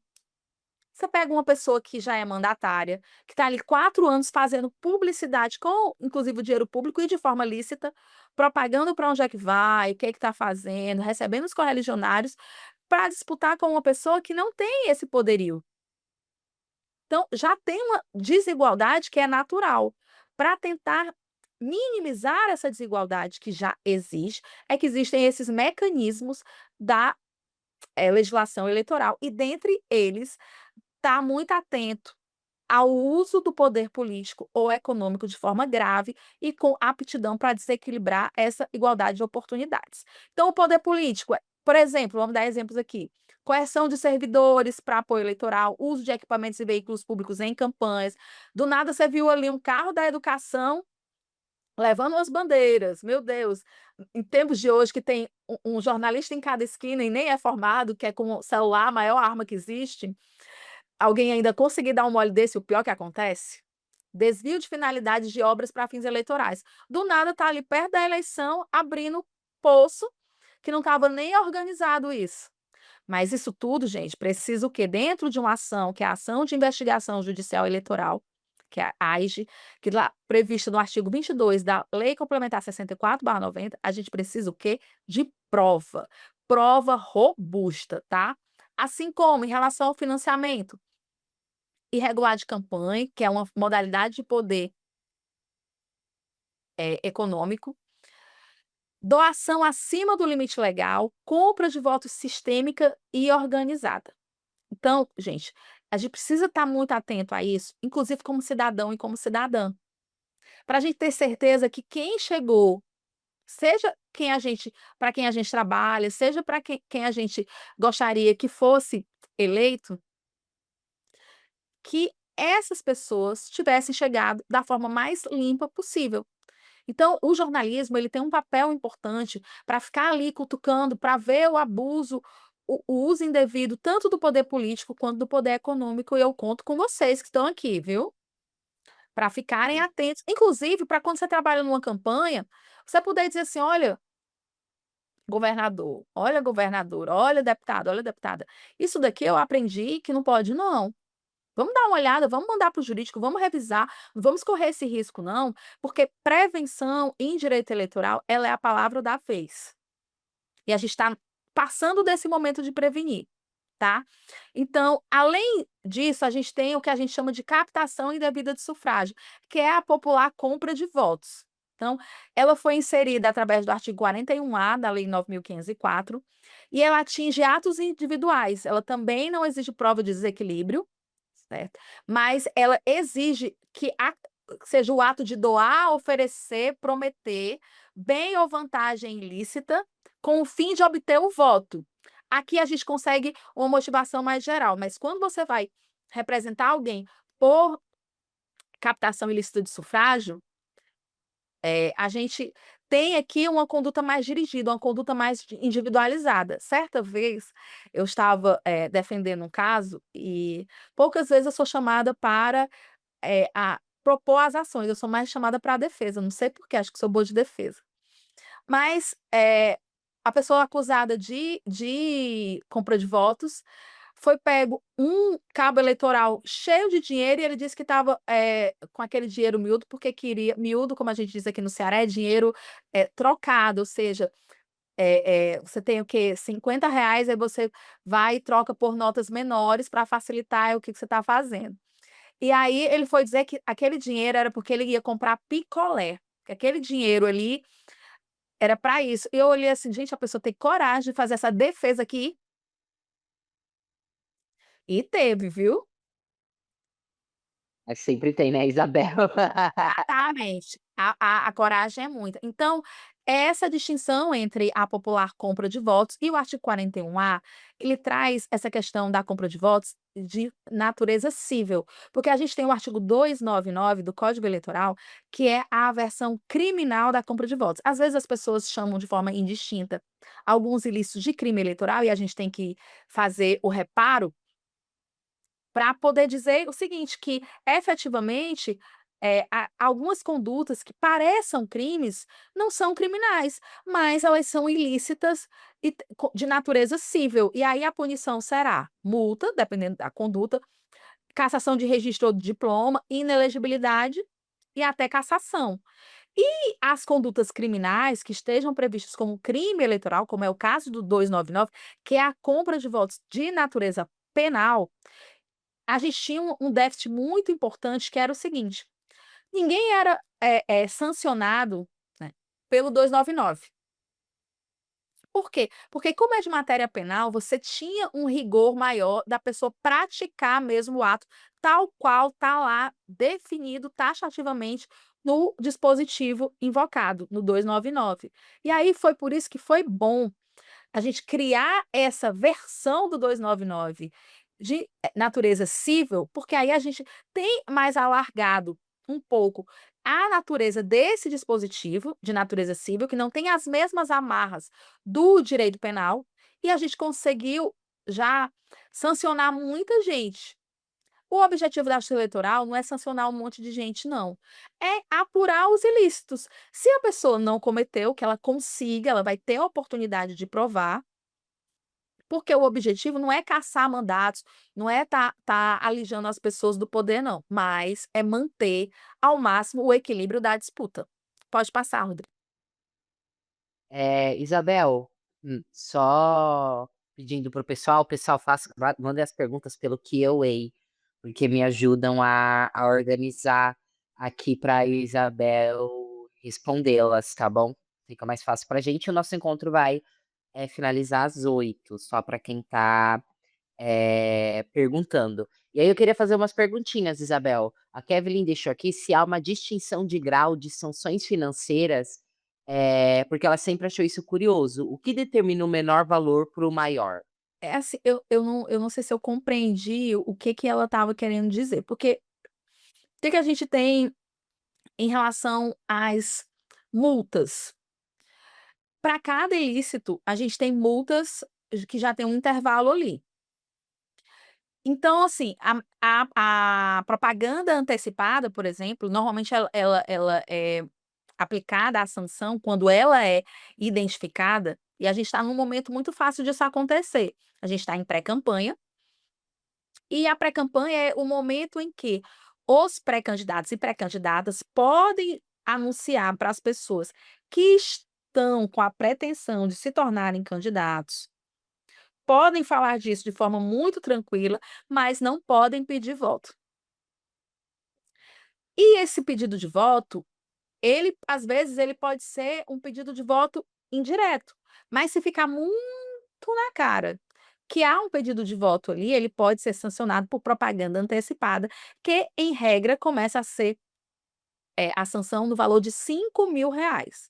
E aí você pode dizer, inclusive tem, essa multa até às vezes compensa, porque às vezes você queimar a largada ali e mostrar para um público grande que você tem a disposição de se candidatar e já, colocar elementos ali na sua propaganda de pré-campanha que são, eh, na verdade já é uma campanha propriamente, então essa é uma multa que eu acho que compensa para muita gente, principalmente para quem ainda não é mandatário, porque a pessoa precisa de criatividade, precisa de um maneirismo, precisa de uma estratégia para se igualar a quem já está ali mandatário, para quem já está fazendo a publicização dos seus atos e da sua pessoa durante 4 anos, quer tenha eleição, quer não. Então, mas a reiteração da conduta, ou seja, você faz uma propaganda descarada, vai gerar o aumento dessa punição de forma pecuniária. Vai fazer com que também, se for uma propaganda muito bem elaborada, muito bem construída, se vá, identificar qual foi o custo daquela propaganda, até para entender qual é a realidade financeira daquele pré-candidato, daquela pré-candidata que está usando de uma propaganda de pré-campanha para já fazer um pedido de voto e, com isso, interferir na igualdade de oportunidades e já queimando a largada, né, ter uma propaganda antecipada, tá. Então, depende disso, depende de qual seja a conduta que está sendo sancionada e depende também dessa gradação. Reiteração de conduta, ou seja, for uma conduta mais gravosa. Também por exemplo, a gente tem multas muito severas para alguns comportamentos. Por exemplo, divulgação de pesquisa não registrada. A gente pode a divulgação de pesquisa não registrada, você vai pode ser multado em R$ 105.000. E eu tive um caso interessante, Sanara e todos os nossos resistentes até agora, 200 eu estou vendo 259 pessoas, que é o seguinte, uma vez eu era bem jovem, Sanara, e chegou no escritório que eu trabalhava um sujeito que não tinha sido candidato, mas estava condenado a essa pena aí de 105.000. O que que aconteceu com ele? Ele era um empresário da cidade, fez uma sondagem para ver como é que estava a aceitação do nome dele. Essa aceitação do nome dele, ele ficava em terceiro lugar e a cidade era bem pequena. E aí ele fez o quê? Não se candidatou. Ocorre que essa sondagem que ele fez foi divulgada por um veículo e apareceu lá quem era o contratante, que era ele. Ele não tinha autorizado, ele nem tinha fins de divulgação, ele não tinha interesse. Até porque era bem ruim para ele o resultado. Ele nem foi candidato. E ele chegou com esse problema no meu escritório, com uma multa, ele já estava condenado, e a gente foi fazer a defesa dele em sede de recurso já, para tentar livrá-lo dessa multa. Mas é a multa, o juiz achou isso muito indevido e multou. Não, é o intervalo que a legislação dá de uma multa já muito pesada, porque o legislador considerou que divulgar pesquisa não registrada influencia bastante a disposição do eleitorado. Você tem toda uma série de regras para fazer uma pesquisa eleitoral e essas regras elas devem ser observadas sob pena de haver uma representação contra você e que, se você for considerado realmente culpado, vai sofrer uma sanção dessa magnitude e gravidade. A informação boa é que conseguimos reverter, porque a gente conseguiu provar que ele não autorizou a divulgação. Ele ainda bem tinha o contrato dele, onde ele não autorizava, porque era apenas uma sondagem, uma questão interna, que ele não tinha realmente o objetivo de ser publicizado. Então, agora, vamos lá aqui. Uso indevido dos meios de comunicação. Essa é Isabel, essa só um minutinho, perdão te atrapalhar novamente. Pessoal, a lista de presença tá no chat, então quem quiser, né, o certificado precisa responder a lista de presença que já está disponível, não esqueçam. Desculpa, Isabel. então, as emissoras de rádio e TV, elas não podem ceder espaço para candidato e para candidata. O que que elas podem fazer nesse período? Elas podem entrevistar pré-candidatos e pré-candidatas, mas elas têm que manter, uma certa, isenção em relação a estar promovendo aquela pré-candidatura. Tem que tentar ter um equilíbrio e ver quem são os pré-candidatos e pré-candidatas já anunciados, para ela poder dar igualdade de oportunidades ali. Entendeu? Então ela não pode ceder o espaço, mas ela pode fazer entrevistas com pré-candidatos e pré-candidatas, assim como vai poder fazer entrevistas com candidatos e candidatas, mas aí seguindo as regras lá do pleito, onde ela vai, ver as regras, onde ela vai chamar as assessorias, onde os jornalistas são muito importantes nesse processo, para ver direitinho como é que vai ser a oportunidade que cada candidato e cada candidata vai ter naquele veículo, tá? Mas só não pode ceder o espaço para candidato ou para candidata, nem para pré-candidato, nem para pré-candidata. Pessoa jurídica não pode contratar publicidade eleitoral de qualquer natureza, tá? Isso é uma vedação. Inclusive, hoje em dia, que a pessoa jurídica, ela está muito alijada mesmo do processo eleitoral, desde principalmente quando a gente teve diante da decisão do Supremo Tribunal Federal em uma ação, que foi movida pelo Conselho Federal da OAB, a gente tirou do mundo jurídico também as doações de pessoa jurídica. Como é que eu vejo a homenagem no carnaval? Segura essa, Sanara, essa pergunta aí da Fernanda. Então, a pessoa jurídica não pode contratar publicidade eleitoral de qualquer natureza. Eleitoral, tá? A pessoa física tem liberdade ampla de expressão política nas redes sociais? Tem. De expressão, mas não existe liberdade sem responsabilidade, tá?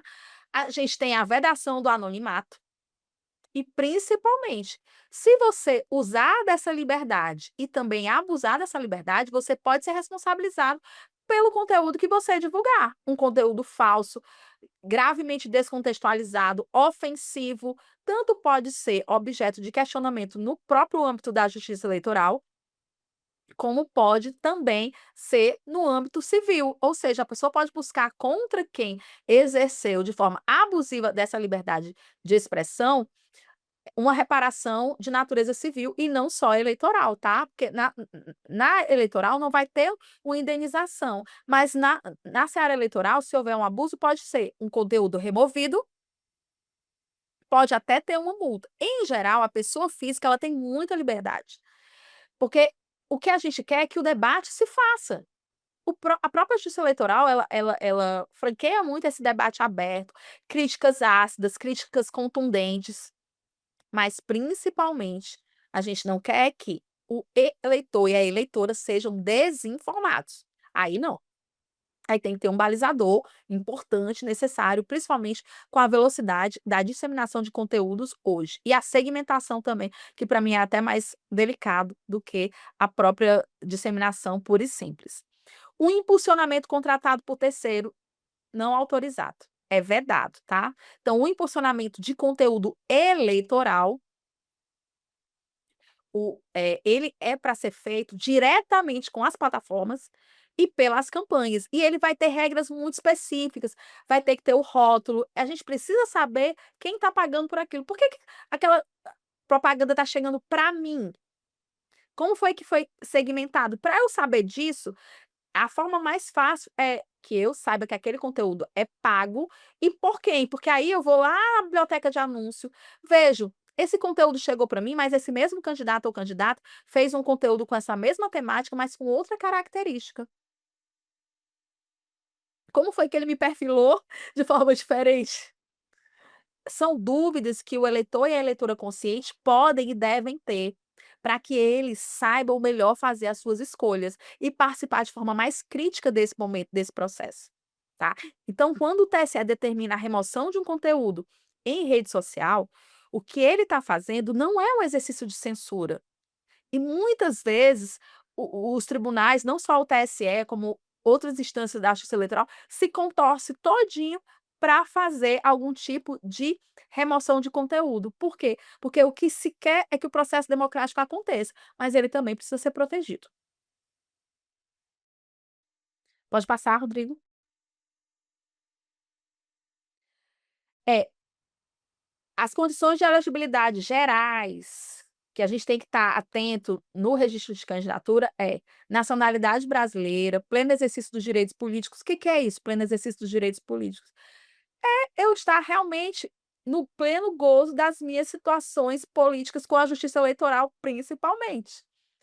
Eu não posso ter tido uma condenação que me retirou a elegibilidade, eu não posso ter tido uma prestação de contas julgada, não prestada. E o que que é isso, Isabel? É assim, digamos que a Sanara se candidata agora em 2026 a deputada federal, e aí a Zona Leste vai toda votar na Sanara. Mas a Sanara, do meio da campanha para frente, ela olhou assim: "Vai dar certo não, Zona Leste não tá comigo, vou desistir dessa candidatura". Mesmo com a desistência, ela tem o ônus e a incumbência de prestar contas da campanha. Ah, ela não recebeu R$ 0, presta conta dizendo que recebeu R$ 0 e prova que recebeu R$ 0. Então, olha, já recebeu um voto, Sanara. Nesse candidato já recebeu um voto, tá aqui no chat. Então, a Sanara, se não prestar contas, e a gente tem aqui, eu vou fazer um registro gravíssimo, tá? A gente tem um problema sério nas candidaturas femininas. A gente tem um monte de mulheres que foram candidatas em algum momento, não tiveram apoio, não prestaram contas e hoje têm dificuldade com questões operacionais. Retirada de passaporte, contratar, financiamento em instituições bancárias oficiais, participar de concurso público. Então, é muito importante essa questão da prestação de contas. Eu comecei leve, mas agora eu estou pesando, tá? Então, se você teve as contas sequer apresentadas, elas vão ser julgadas não prestadas pela Justiça Eleitoral e até que você regularize, você vai ficar com essa pendência e não vai estar no pleno gozo desse exercício de direito político. Não é uma inelegibilidade, mas vai faltar a você esse pleno exercício dos direitos políticos. E você tem que estar listado eleitoralmente, ou seja, precisa ter participado regularmente do cadastro eleitoral. Outra questão, domicílio eleitoral na circunscrição do pleito. Se eu quero ser presidente da República do Brasil, tenho que ser domiciliada eleitoralmente no Brasil. Se eu quero ser governadora, do Distrito Federal, eu tenho que ser, domiciliada eleitoralmente no DF. Se eu quero participar das eleições, eu tenho que ter pelo menos 6 meses de filiação partidária. Tá? Já foi 1 ano, hoje são 6 meses, eu tenho que ter a idade mínima para o cargo, presidente da república 35 anos, governador 30 anos, deputado 21 anos, vereador e prefeito também 21 anos, vereador 18 anos. Então, eu preciso também, ter a maturidade exigida pela Constituição com a idade mínima para o cargo que eu pretendo disputar. Pode passar, Rodrigo.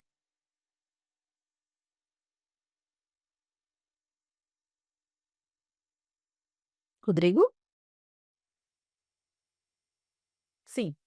As inelegibilidades, como eu tinha falado lá de início, elas estão na Lei 64/90, com os acréscimos da ficha limpa, elas também estão na Constituição, tá? Então, o ponto mais polêmico, condenação por órgão colegiado, mesmo sem trânsito em julgado, já gera inelegibilidade de 8 anos.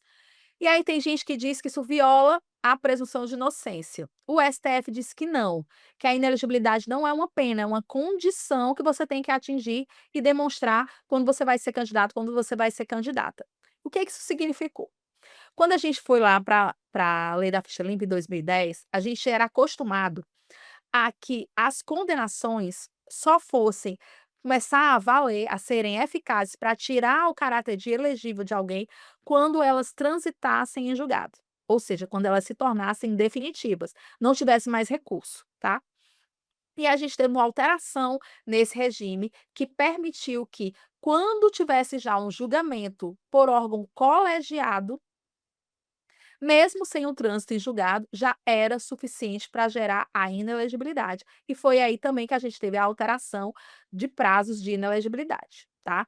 Houve uma discussão muito grande dizendo assim: "Olha, mas se você é inocente, até você esgotar todos os recursos e instâncias, como que você já vai ser sancionado?". É, a inelegibilidade para o Supremo Tribunal Federal foi considerada como não sendo uma pena, e sim uma condição a ser atingida, e se não era pena, não era necessário se esperar o trânsito em julgado. Foi polêmico, mas a gente acabou se acostumando. 16 anos se passaram, e isso acabou sendo cristalizado. Então, a condenação criminal em órgão colegiado sem trânsito em julgado gera inelegibilidade. A condenação por improbidade administrativa exige trânsito em julgado, de acordo com o tema 1137 do STF. A cassação do registro ou do diploma ou mandato anterior por abuso de poder gera inelegibilidade. A rejeição de contas com irregularidade insanável por decisão irrecorrível, mas se já tiver sido julgado por órgão colegiado, gera inelegibilidade. E a gente tem as inelegibilidades que a gente chama de reflexas, que é quando um cônjuge, um parente até o segundo grau, do chefe do poder executivo não vai poder se candidatar por conta daquele vínculo de parentesco, né. Em regra, o prazo são 8 anos contados do cumprimento da pena ou da decisão, em regra, tá. Mas, a gente tem inelegibilidades que ultrapassam até esse período. Pode passar. Aqui é um esquemazinho de como é o registro de candidatura. Você faz o requerimento, vai depender do tipo de pleito, você apresenta a documentação. Partido, coligação ou Ministério Público pode impugnar, eleitor não pode, nem eleitora, mas pode chegar lá no Ministério Público e dizer: "Olha, eu soube que a Sanara não é de São Paulo e ela está querendo ser candidata por São Paulo". E aí o Ministério Público vai aferir, vai abrir uma investigaçãozinha para propor ou não a impugnação. Também pode apresentar o que a gente chama de notícia de inelegibilidade, vai lá no site do TSE ou do TRE ou da Justiça Eleitoral de primeiro grau, se for uma eleição municipal, e apresenta lá qual é o seu motivo pelo qual você está dizendo que aquele candidato ou aquela candidata não pode ser candidato ou candidata, porque está inelegível. E aí tem recurso dessa ação de impugnação, independentemente do resultado de procedência ou improcedência, tem recurso. RCAND é o como é a sigla que a gente chama Registro de Candidatura, e aí se é de primeiro grau, o recurso é para o TRE, se for, do TRE vai para o TSE, é RESP, ali está faltando um P, e do TSE para o STF, a gente tem o recurso extraordinário à reclamação constitucional, tá. Mas aí que tá, depois que passa do TSE, a chance de você revisitar isso aí é bem pouco provável e normalmente já passou a eleição, tá.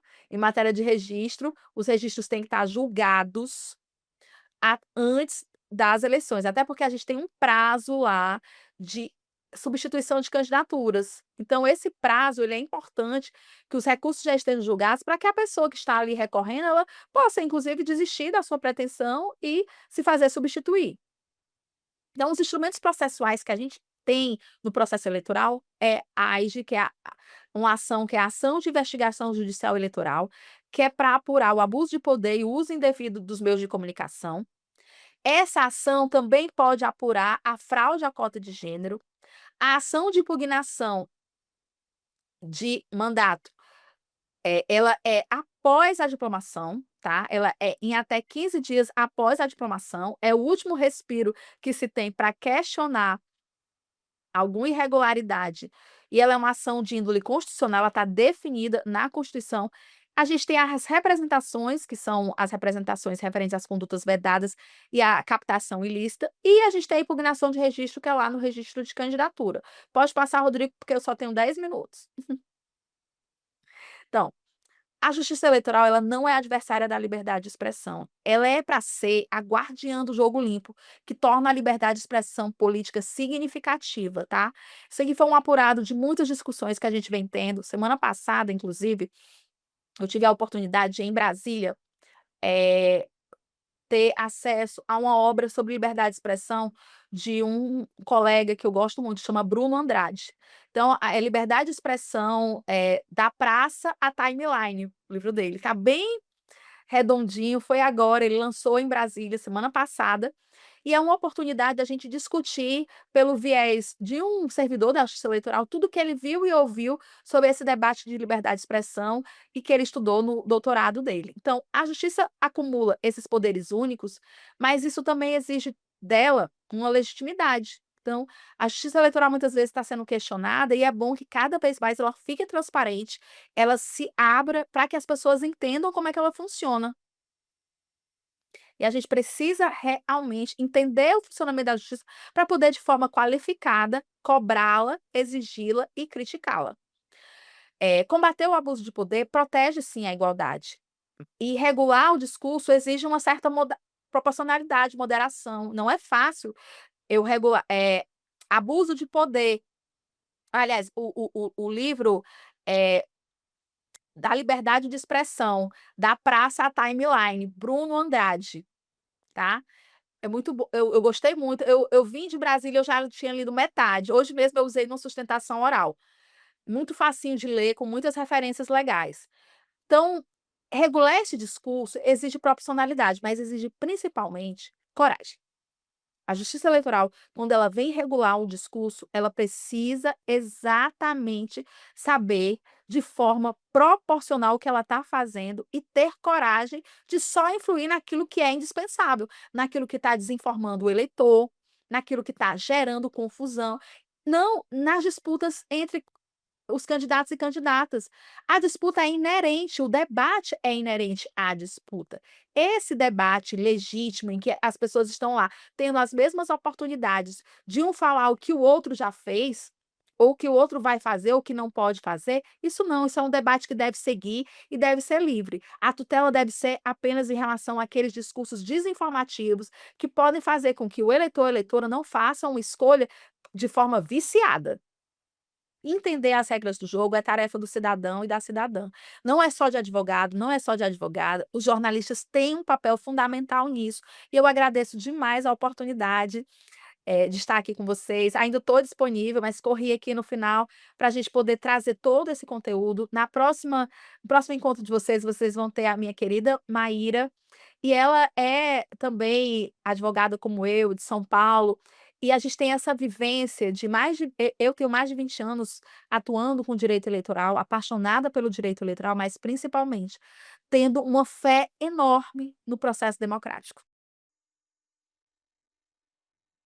Ai, gente, muitas palmas para Isabel. Nós que agradecemos, né, essa generosidade de compartilhar tanto conhecimento em tão pouco tempo, Isabel. Muito obrigada. É, Então, eu ia já começar trazendo esse mesmo ponto. Na semana que vem, a gente tem o nosso encontro, dia 26, às 18 horas, horário de Brasília. Eleições e comunicação, propaganda, mídia e regulação. A gente teve aqui 35 perguntas, e muitas delas são sobre essa área da comunicação, da propaganda, da mídia. Então, eu acho que a gente vai deixar essas perguntas, guardem essas perguntas, a gente também vai deixar aqui salvas, para a gente levar elas para o nosso próximo encontro, para a gente aproveitar mais de Isabel aqui também nesses últimos minutos. Isabel, você tinha pedido para mim guardar para você aquela a fala sobre o carnaval, se é considerado propaganda antecipada. E aí também teve uma pergunta sobre o filme Dark Wars lá. Né, um filme que conta uma história, uma saga de, né, alguém que já foi presidente, que vai ter um filho que vai se candidatar, e também, né, uma homenagem no carnaval, no ano eleitoral. configuram, propaganda antecipada? Queria te ouvir um pouco. Vou começar pelo último, tá. Eu acho assim, tanto no caso da do desfile, que eu não assisti o desfile, porque falaram tanto, sobre ele que eu acabei não assistindo, então acho que eu acabei sabendo muito sobre o desfile pelos comentários. Bem, a gente, tem a tendência de se precipitar muito. Ah, uma escola de samba fazendo homenagem de um presidente que também é provável candidato. É o livro, da liberdade de expressão, da praça à timeline. É Bruno Andrade o nome do autor, tá, estou respondendo aqui. Então, a gente é precipitado. Vamos ver o desfile. É irreversível? Não. Isso pode exatamente, o livro é esse. Isso pode, inclusive, gerar uma cassação. Então, se a pessoa está tendo coragem de fazer, de se dispor em relação ao desfile, vamos ver o que que realmente aconteceu e acabou. Isso que eu estou dizendo é o que eu penso e também foi o que acabou sendo dito pelo Tribunal Superior Eleitoral. Vamos esperar, vamos ver. Porque se a gente percebesse, obviamente, alguns comportamentos preparatórios para o desfile, que realmente destoassem e desequilibrassem já aquele momento, é inclusive como teve a ação, o Tribunal Superior Eleitoral teria a obrigação de agir. Então, mas com os elementos que se tinha até aquele momento, e até com o próprio desfile, não se identificou, pelo menos a prioristicamente, abuso. Então, eh, o filme assim como o desfile, eu não vi o filme. O filme ainda não foi. Pode deixar, me chama que eu vou. O filme ainda, pelo menos que eu saiba, talvez só os produtores, as pessoas mais que viram. Tem uns spoilerzinhos aí de algumas cenas. Então, sem saber o que que tem no filme, embora a história em si a gente faça ideia, é porque a história do ex-presidente Bolsonaro a gente sabe, então, assim, embora a gente saiba a história, mas espera ver o filme, para ver se o filme é mesmo essa promoção, tecnicamente o homenageado nem candidato é. Então, também é uma precipitação muito grande achar, pura e simplesmente, que o lançamento do livro pode gerar ou do livro não, do filme pode gerar um desequilíbrio no pleito. Se gerar, depois quando lançar, tem condições, efetivamente, de se fazer o devido cotejo de qual foi o desequilíbrio provocado e aplicar a sanção respectiva, tá. Aí agora me ajuda aqui, as outras perguntas eram. A gente tem aqui, algumas perguntas que eu acredito que, Maíra pode responder, no encontro dela, mas teve uma que é bem interessante, que é sobre CPF e CNPJ. Teve algumas pessoas perguntando se, o influenciador se encaixa como CPF, CNPJ, principalmente na questão de poder, da liberdade de expressão, né. E aí, se você puder trazer para a gente também essa linha, né, entre o que é uma pessoa CPF e o que é essa pessoa institucionalizada, que representa um CNPJ, né, como influenciadores, até como jornalistas independentes, comunicadores. Ter uma MEI, por exemplo, Isabel, já estabelece que você é uma pessoa jurídica quando você está se comunicando nas redes? Sim, se você tem um regime tributário de pessoa jurídica, o regime tributário diferenciado em relação a uma pessoa física, você é uma pessoa jurídica, sim. Mas a questão fundamental sobre os influenciadores, que a Maíra vai poder trazer mais, vai falar também sobre inteligência artificial, essa conta que você usa, que você já monetiza, ela é que você tem que ter cuidado ao se pronunciar como pessoa individual. Porque você utilizar a mesma conta monetizada, que você faz suas publis, para falar sobre a sua opinião sobre candidato ou candidata, essa é uma linha de corte importante, tá. Então se você não utiliza de maneira geral para isso, não, aí você não, mesmo que eventualmente em algum momento você tenha usado, você não está caracterizado dessa forma publicamente, não é uma pessoa pública dessa forma, tá.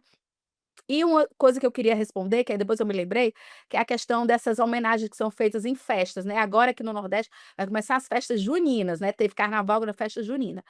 Fazer mera referência, menção a um gestor, ainda que ele seja candidato ou não, mera referência. O que que eu digo para os meus clientes, para as minhas clientes? Olha, não peça para o cantor, não peça para o não fazer. E se souber que já é uma atração que faz isso de forma muito reiterada, para não parecer que você pediu, peça comedimento.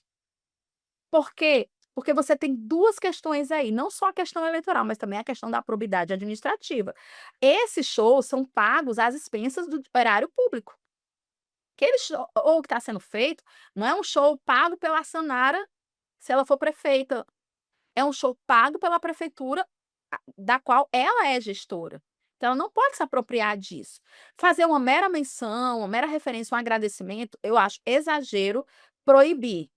Mas, muitas vezes, se você não tiver uma regra e chegar para o próprio contratado e dizer: "Olha, aqui você pode correr o risco de parecer", e aí vai ter que ter uma prova de que foi reiterado e com o objetivo de promover aquela personalidade política, que é pré-candidato e que é pré-candidato, e aí poderá ser considerado sim, não só improbidade administrativa, também como propaganda antecipada.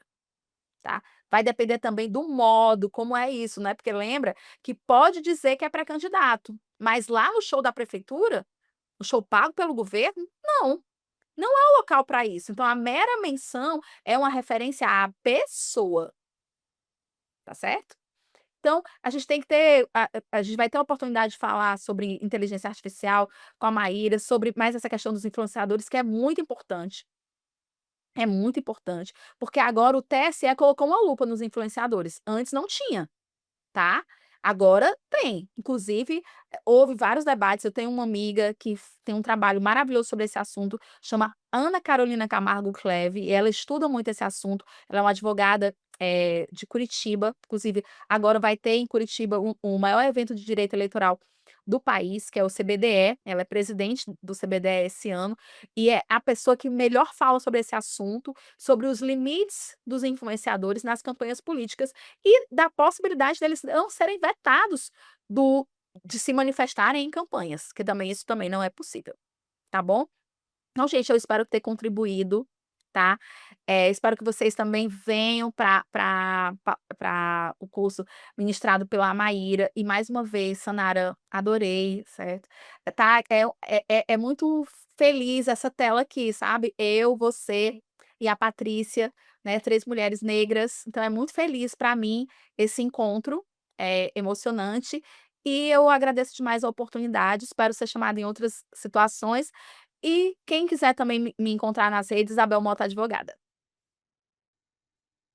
Ai, com certeza, o Tornar Voz tem que chamar a Isabel mais vezes para participar. A gente tá vendo aqui, foi uma aula que a gente teve nessa 1 hora e meia. Pena que é pouco tempo, né, pra gente poder discutir mais. Tô aqui com a galera que falou que eu veria Isabel o dia inteiro. Isabel para podcast, gente. O podcast da Isabel aí já estamos lançando um produto de comunicação para a gente ouvir cada vez mais ela e essa carga toda que ela traz também de conhecimento e experiência. Pessoal, só para lembrar vocês, a gente tem uma avaliação que foi colocada também no chat. Responda essa avaliação, ela é bem legal para a gente entender o que está dando certo, o que a gente pode melhorar para esses webinars, para esses encontros que o Tornar a Voz desenvolve. Lista de presença também. A Isabel também se disponibilizou a responder as perguntas que ela não conseguiu responder aqui. E aí eu vou pegar essas 39 perguntas, a gente vai fazer essa peneirinha para identificar as perguntas que estão mais atreladas ao encontro de hoje. E aí a gente manda para a Isabel e quando a gente tiver esse material disponibilizado no YouTube, a apresentação ela vai ser disponibilizada no site do Tornar Voz.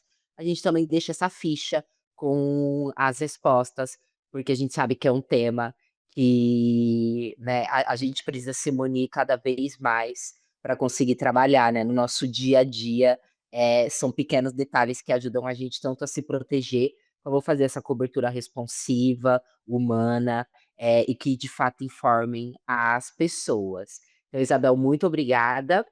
Pessoal, na semana que vem, a gente tem Maíra aqui com a gente, outra advogada que vai trazer um olhar mais para comunicação, publicidade, propaganda, mídia e regulação, que é, né, a continuação dessa discussão, né? Já percebi até pelas perguntas, a continuação da conversa com Isabel vai para esse caminho da comunicação. Eu espero todos vocês aí nesse nosso encontro na semana que vem. E agradeço quem permaneceu aí até o fim do nosso encontro.